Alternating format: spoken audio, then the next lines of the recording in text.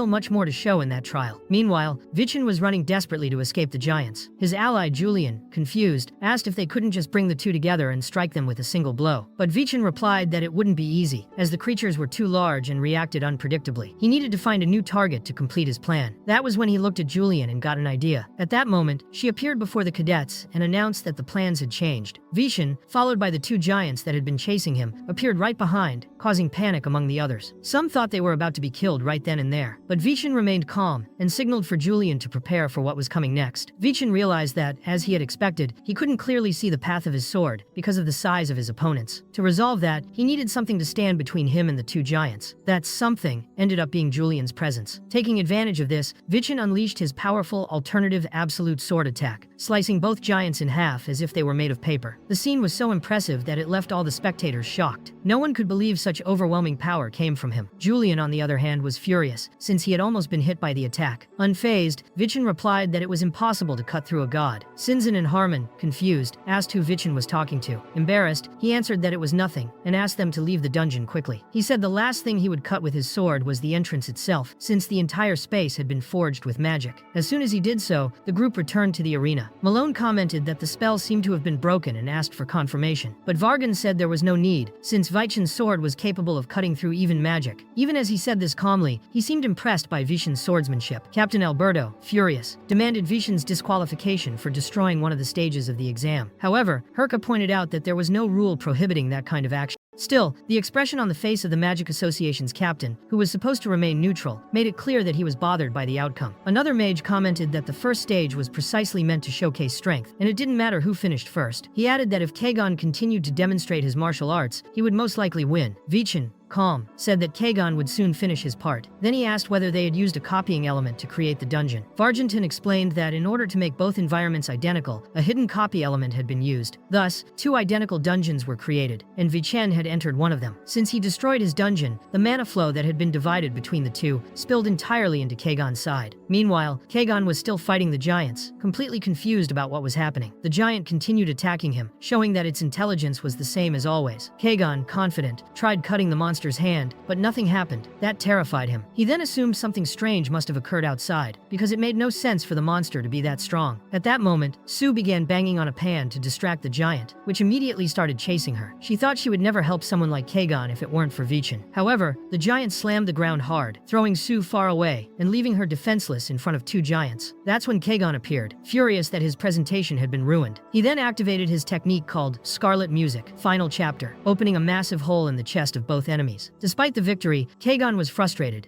as his plan had been completely ruined. As he exited the trial, he muttered that Vichin had surely done much worse than he had. However, upon leaving the arena, he found Vichin waiting for him. With a provoking smile, Vichin said that judging by Kagon's expression, it seemed like he enjoyed the gift he had left behind. He remarked that he had the help of a talented friend in sorcery, and that thanks to that, he managed to make the mana from his dungeon overflow. Kagon, outraged, asked if he had been tricked from the start, but soon his expression changed. He admitted that he had been completely defeated and declared that from that moment on, everything would be different. He now saw Vichin as a true friend. Vichin, with a threatening look, replied that he was also looking forward to it. Soon after, Herka announced that the winner of the first stage was Vichin Adenka, and informed everyone that the next stage would take place in 3 days. The scene shifted to Seri, who showed relief that Vichin had won. At that moment, Kagon appeared in front of her and extended his hand in gratitude. Seri, however, had a strange feeling, as if she shouldn't shake that hand. Kagon, smiling, commented that his hand was starting to feel heavy, and she, a bit awkwardly, apologized and greeted him. As they said goodbye, he said she would have a big surprise soon. Meanwhile, in the frozen mountains, Seri was training alone, focusing only on magic. Wilson came to her, bringing clothes and food. Alarmed, Seri asked what had happened at the friendly exchange event. Wilson replied that he served the most absurd guy in the world and that, obviously, Vichin had won. Seri confessed that she couldn't concentrate because of the young master. The headmaster had said it would be better for her to train there, as the place made it easier to communicate with the spirits of the snowy mountain. She needed to find a spirit to form a contract with as soon as possible. At her current level, she could only make a pact with one, but she liked them all. Suddenly, Seri heard a voice calling for help. Wilson, however, didn't say a single word. Meanwhile, Seri and the other cadets were celebrating Vichin's victory, but he mentioned that he had won by only 1 point. Seri commented that 1 point, in the history of the Adenka family, was monumental. She reminded herself that she shouldn't be celebrating, since she was Kagon's partner, but Vichin explained that she had been crucial to his victory. Since Vichin and Kagon were at the same level as martial artists, her support had caused a decisive disadvantage for Kagon. Impressed by his cunning, Seri promised that next time she would help him even more. However, when Vichin touched Seri's hand, he was startled. He grabbed her arm and, upon looking at her hand, noticed something disturbing. She was carrying the seal of the Samian chain. Alarmed, Vichin asked what had happened to her, and whether she had made any physical contact with someone from the Samian family. Seri